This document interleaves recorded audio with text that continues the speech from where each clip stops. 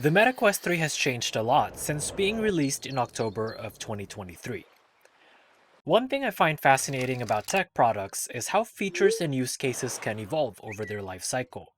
This pot is probably still going to be the same next year, but consoles and gadgets that connect to the internet can change over time with software updates, and the Meta Quest 3 is no exception. In this video, we will cover 5 things that are now available on the Quest 3, but were not present when the product first launched. Number 5 is Spatial Video Gallery. In February, Meta added the ability to view spatial videos on the Quest as part of the V62 software update. If you have a spatial video recorded using an iPhone 15 Pro or Pro Max, you can use the Meta Horizon mobile app to upload up to 20 minutes of content to be viewed on the Meta Quest 3. Spatial videos are essentially stereoscopic 3D content that appears to have more depth and offer greater immersion than regular 2D videos, gaining a resurgence in popularity upon the release of the Apple Vision Pro in February 2024. Spatial videos, also known as stereoscopic videos, are when a camera is taking an image from 2 points of perspective at once. That allows us to reproject it in your headset so that your eyes experience it very much as you would experience the scene in real life. Number 4. Background media. The ability to play background music while in an immersive app is probably something we're used to by now, but an interruption-free option to do this wasn't always available on the Quest 3. As part of the V66 update in June, launching background audio on a 2D app like Spotify or the browser, and being able to go back to your immersive experience without automatically pausing playback was introduced. When background audio is playing, you now get a media control bar under the universal menu to control your music playback. Just press the MetaQuest button on your right touch controller to bring up the universal menu and media control. So, if you like to listen to some music or favorite podcast while playing games in VR, then this update is for you. Number 3 is Travel Mode.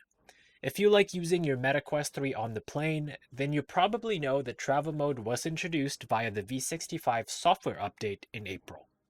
With Travel Mode, you can interact, work, and play in mixed reality while on an airplane and also access in-flight entertainment.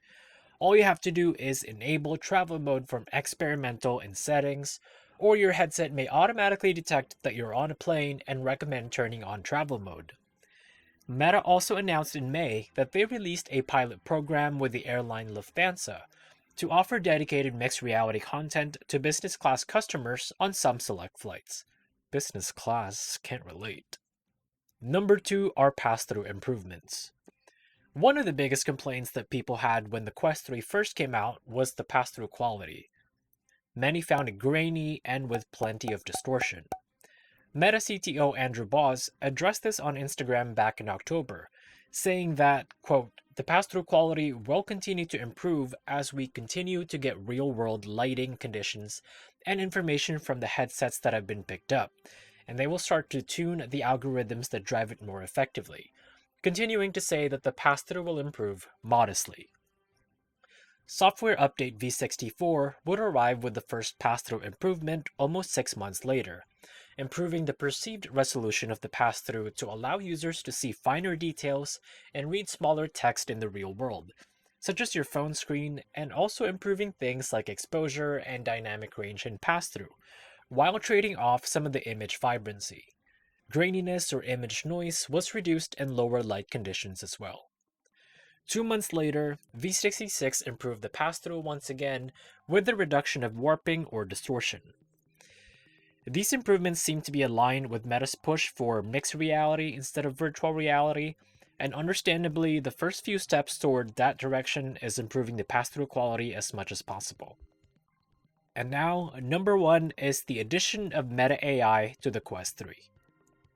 This is probably the most interesting out of this entire list.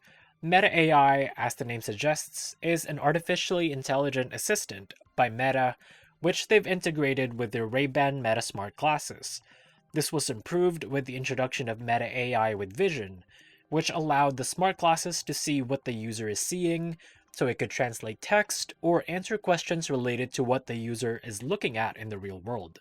Hey Meta, look and tell me what kind of butterfly that is. That appears to be a painted lady. Well, this feature is rolling out in experimental mode in the US and Canada for the Quest.